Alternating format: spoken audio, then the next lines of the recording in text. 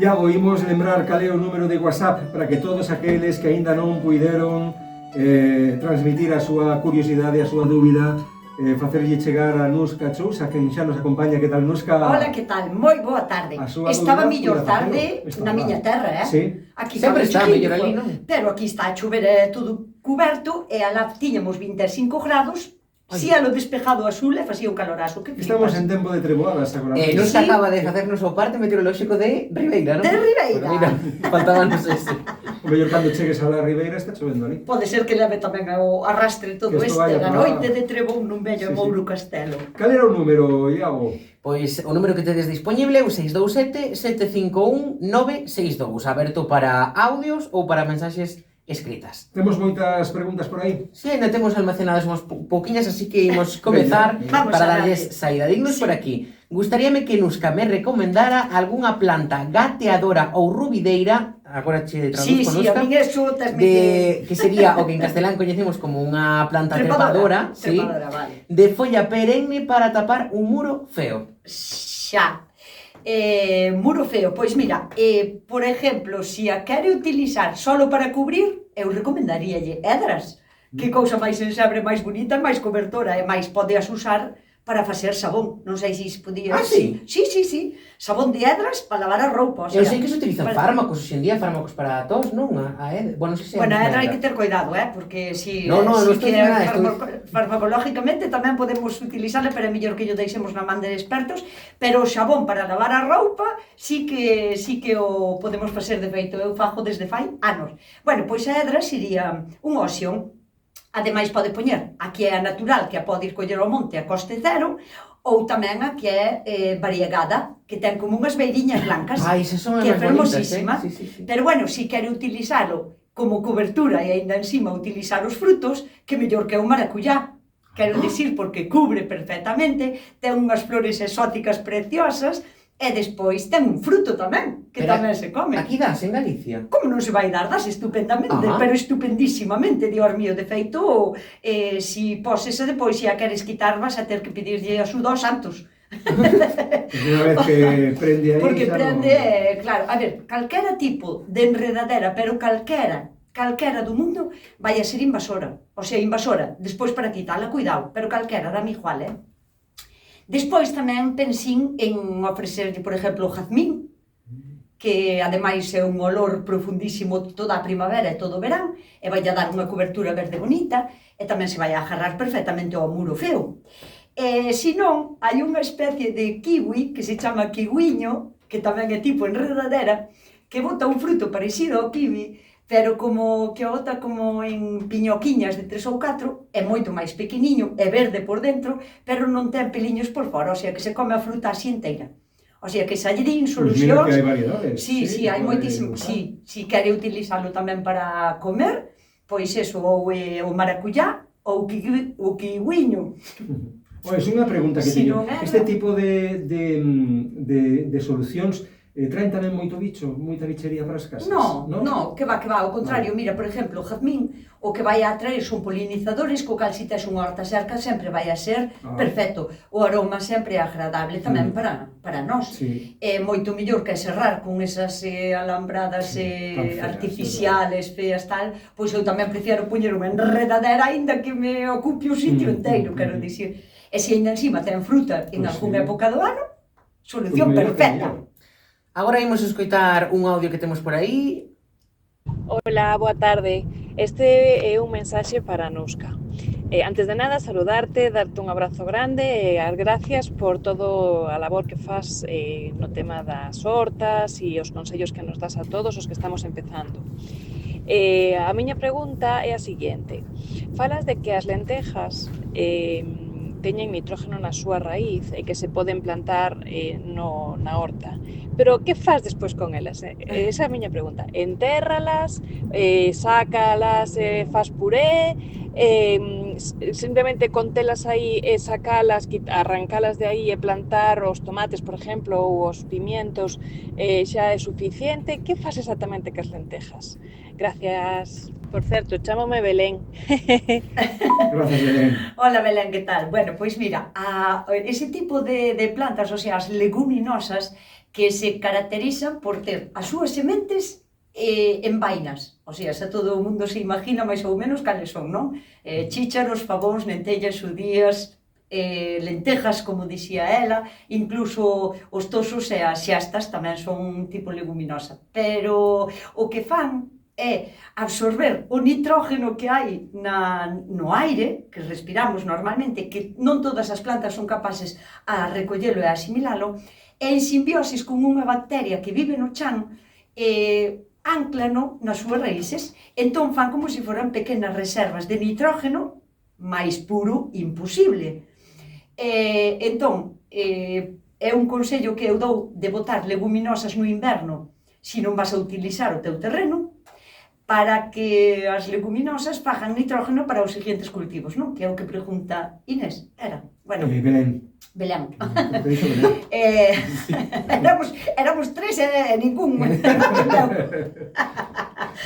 Bueno, pois, entonces o que conseguimos é que haga unha reserva de nitrógeno para que lle sea máis asumible despois aos tomates, pimentos, berenjenas. Que hai que facer?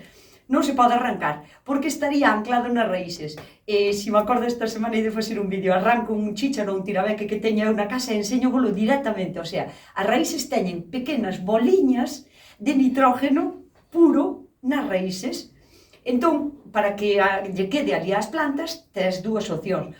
Cortar a planta que tiña un nitrógeno, neste caso as lentejas, ou simplemente cavar directamente todo, fresalo e deixar a planta toda no terreno, porque xa despois os tomates e iso xa van a ser capaces a recoller ese nitrógeno e aproveitalo para a súa propia, para o seu propio interés, para crecer ben. Así que fago? Desde logo arrancalo non, porque o ten nas raíces, entón, ou cortamos a planta, deixámoslo así, ou fresamos todo e queda ali no terreno un nitrógeno anclado. Maravilloso, que é maravilloso. Sí. Esta é unha das maneiras de rotar cultivos para que a terra non se desgaste, porque se considera as leguminosas como un tipo de planta recuperadora do terreno. Sin ter que botarlle químicos, sin ter que botarlle nitrógeno, sin ter que aportarlle un abono que teña nitrógeno, sino que aproveitamos a maneira de vivir en unhas plantas para que vivan outras plantas. Pois seguro que encantada Belén coa resposta que lle deches e imos con máis consultas, que as temos. Vamos alá. Por aquí dinos María de Carballo, este domingo plantei 3 plantas, unha grosella, framboesa e moras. Puxenas a 1,5 metros entre cada planta, pero agora dime conta que non sei se están moi xuntas, sobre todo por se cruzan entre elas e saen híbridos ou se perxudican. É mellor que as arrinque e as poña en distintos sitios e achéganos unha proba gráfica. Ai, documento gráfico. Vense as moras, perfecto, sí. Se pudera ampliar a foto, ten as grosellas xusto na esquina. Mira, voulle explicar. Tanto a framboesa, grosella como a mora son autofértiles. Isto quere dicir que elas mismas non fai falta ter unha planta macho, unha planta fe, porque a mesma planta ten xa se autopoliniza a sí misma e non precisa de polinización cruzada. Pero, se se cruzan, que é posible, daría lugar a novas vallas, quero dicir, a novas vallas, a novos frutos. Isto é malo? Non, porque gracias a este cruce de polinizacións podemos disfrutar de un montón de cousas que non tiñamos. O sea, é bo experimentar en cruces e tal. Para que non se crucen, porque se o que queres é a fruta tal cual e non queres que se che cruce con outra, deberías de separalo moitísimo máis e ainda así non se garantizaría a non polinización cruzada, porque unha abella pode vir voando desde 100 metros e quero dicir, podería che traer o polen e cruzarcha, pero bueno, non é algo do que nos teñamos que preocupar moitísimo. De todos os xeitos, cando hai unha polinización cruzada é porque son da mesma especie, da mesma familia as plantas. Por exemplo, neste caso, a framboesa e a mora son da mesma familia e pode ser que un día unha moreira que lle saque unha mora roja madura, quero dicir, pero non hai ningún problema, vai na poder comer, disfrutar, pode que varíe na forma, que varíe no color, no sabor, pero non é algo malo, o sea, está genial. E que a grosella non vai a ter problema, porque como non son da mesma familia non se van a cruzar. Entón, neste caso eu, se ela non quer que se lle crucen, eu puñería, por exemplo, a frambuesa e a mora nas esquinas e a grosella no medio. Esa teríamos un espacio bastante extenso. Pero bueno, que non se preocupe moito tampouco, porque entre diferentes especies non vai haber un cruce, e se o hai, eso vai a resultar abortivo, ou se vai ser un aborto de fruto ou do que sexa, porque non teñen a genética compatible. Entonces non vai haber problema. Moi ben. Pois imos con máis cuestións, máis preguntas, Iago. De cousas exóticas, de frutas exóticas vai hoxe a cousa. Son Mari de Xuño, teño un cuncuat que empezou a dar froita este ano e quería plantar unhas sementes para facerme con outro. Cando xermine teño que inxertalo ou xa vai dar froita o ser dunha árbore que está producindo? Mira, cando queiras o concuat, sabes o que é? Podelo explicar para que non saiba? Vale, é como unha especie de naranxa piquiniña e nana que se come con casca e todo, o sea, ca piel de fora. Que ten outro nome, pode ser un nome? Pode ser naranxa enana, naranxa china, pode ter Claro, é que eu compararía cun caqui pequeniño. E pequeniño, sí, Ah, sí. pois mira. É que un cocoa é pequeniño, Pois xa está. De feito, ningún árbol chega a ser tan grande como un naranxo ou como un limoeiro. Quero dicir, o que é pequeniño é o froito. É pequeniño ovalado, suele ser así ovalado, e hai naranxa e hai limón, ou sea, hai concoa de naranxa, de limón e tal. Eu, cando calquera tipo de cítrico queres sacar a partir de unha semilla, o que tens que ter é moita paciencia. Que o tens que insertar? Non é estritamente necesario, pero ao mellor tens que esperar, pois eso, 8 anos ou 10 en que esa cuña sexa un árbol adulto productivo, pero non ten por que insertalo. Se o quere insertar, pode o facer, pero para iso non ten que sementalo xa de cuña. Pode coller un acodo aéreo, por exemplo, dun naranxo que xa teña, e facer o inxerto do concoa que xa ten, sabes? Poñerte a puja que xa é fructífera. Non? De todos os xeitos, para min a mellor maneira de reproducir un naranxo, un limoeiro ou calquera tipo de cítrico sería facendo un acodo aéreo. Isto, bueno, é mellor que mire información porque a través da radio é un pouco difícil, pero sería escoller unha rama semileñosa, facerlle un daño, sacarlle a piel de uns 2 centímetros e cubrir eso con algo que sea húmedo, pode ser pois fibra de coco, terra, mantelo húmedo, tapalo con un plástico para que haxa como un invernadero, un efecto invernadero que sempre manteña a humedad, e esperar a que bote raíces. E en canto se besan as raíces, cortas a rama e entérrala. E xa tes directamente como se fora un naranxo novo, no mismo ano, e en 2 anos se che pode estar dando. Sería a mellor, para min, a maneira máis rápida, pero, bueno, eso que a través da semilla que tamén o pode facer, pero paciencia. Con paciencia, continuamos recibindo consultas aquí no programa para Nusca Chousa. Xusto que comentabas o do laranxeiro, Nusca, mira, dignos por aquí. Teño un laranxeiro que ten un brote longuísimo no centro. Agora ven o dilema, o meu home atouno para que non se torza, e eu digolle de cortalo que é un chupón. Sí, sí. Nusca, sácanos de dúbida. Sí. A ver, eu, claro, cando o home di unha cousa e a esposa di outra, cuidado con meterse no medio entre padres e hermanos, que nada Pero que metan moitas as manos. veces pasa isto coas plantas de disputa de pois eu non quero talar o árbore, eu sí. Xa, Final... sabes que pasa? Que pois din, a min dixo Nusca, quen é esa? Mira, indudablemente ten a razón ela, porque, o sea, vou vos explicar máis ou menos, teñen un naranxeiro, me dixo? Laranxeiro, sí. Que pode ter ao millor, non sei, 70, 80 centímetros de alto e ten unha vara no medio larguísima dereita, sin xeito nin dereito, que debe medir 2,80 metros. O sea, cortala, pero non por donde tal, por donde doia. Ir á base donde empeza a nacer esa vara tan dereita e larga, que efectivamente é un chupón, que non fai aí nada, e que se olvide de puñelo dereito, porque iso non vai a deformar totalmente o árbol, vai a privar o árbol da baixo, que vai bonitísimo, de todos os nutrientes, porque o que vai máis largo é o que máis come, que é o máis grande, é o que máis vai a absorber a luz e todo, e, por suposto, cortalo desde onde nace, o sea, desde a base da baixo de todo. Neste caso ten a razón, pois, ela, sí. Moi ben, Nusca.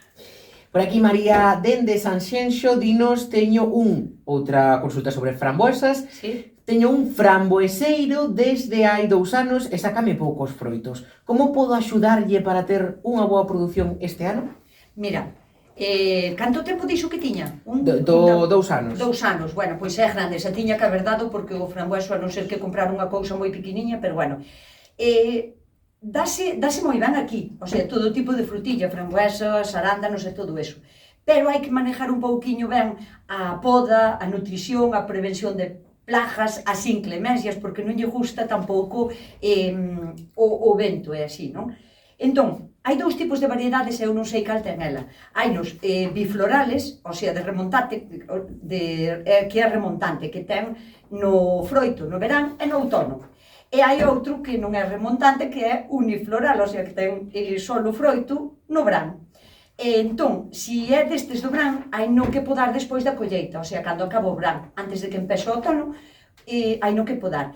E se é o outro que dá fruta hasta finales de outono, hai no que podar despois do inverno, para que non sufra moito, o sea, en xaneiro ou así. E despois, é un árbol que non quere estar ao sol totalmente directo, o sea, que en semisombra igual lle vai millor.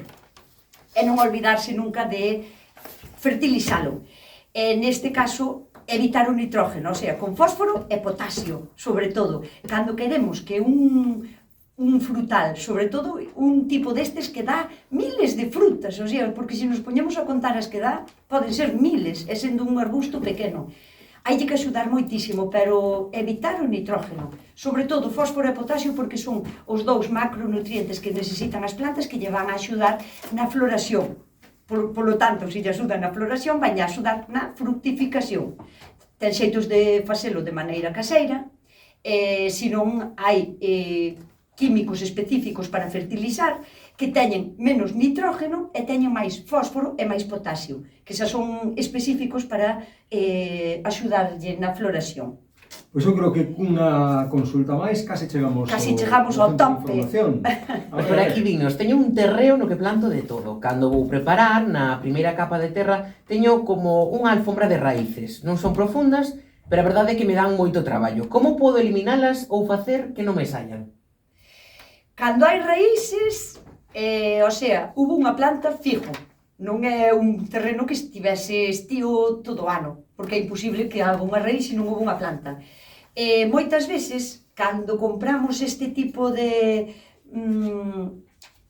vamos a ver, compost, non, do comprado, e ten moita fibra de coco e se usou para plantar plantas, é posible que se reproducen raíces da nada, e que nos fajan como un tipo de esponja, iso é malísimo.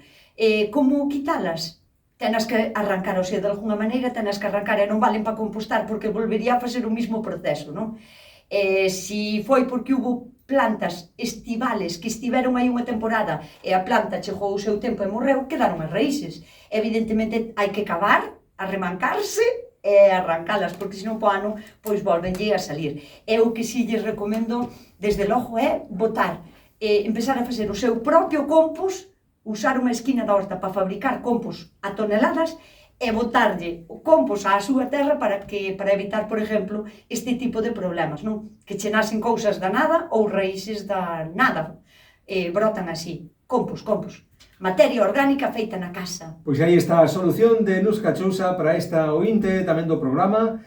E así rematamos por hoxe. A semana que ven hasta a semana que ven volveremos pasar consulta e todas aquelas dúbidas que teñades. Vaimos lembrar agora, Iago, cale o número de WhatsApp. 627-751-962. Pero espera, que estaban collendo lápiz. Como era? 627-751-962. Grazas, Nuska. Veña, ata a semana. Son as 5.